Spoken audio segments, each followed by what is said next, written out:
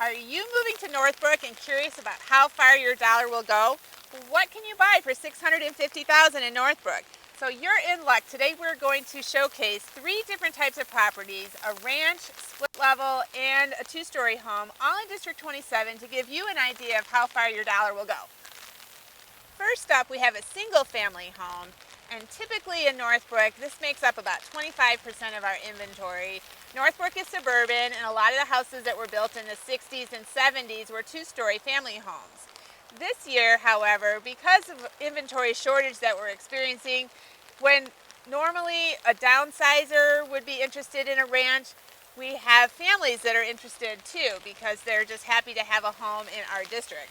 So the lot here is almost a half an acre, so that was a big selling feature. This house was $625,000, had a lot of interest, and it's in a wonderful neighborhood that we can walk to the elementary school.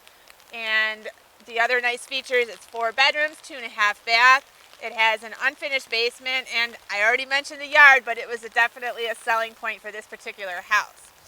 So typically, because I said this house is a half an acre, a yard typically in Northbrook is 60 by 120, so this is quite substantial, and this is what you can get for $650,000. Heading over, we're at a split level home, and my buyers are getting ready to close on this house. And what we loved about it is it's 5 bedrooms, 2.5 baths, split level with a nice yard in a wonderful neighborhood near Wood Oaks, Green Park, and the junior high. And there was a lot of interest in this house because it's well maintained, it's got great flow, lots of space. And my buyers are looking forward to doing some reno projects if they've been watching and getting inspiration from our Renovations Revealed series, and it's exciting to see that they can do their own thing. So the taxes on these 3 houses we're looking at today are between $12,000 and $13,000. And come on over, Northbrook's a great place to live. Our tour ends here further east in Northbrook in award-winning School District 27.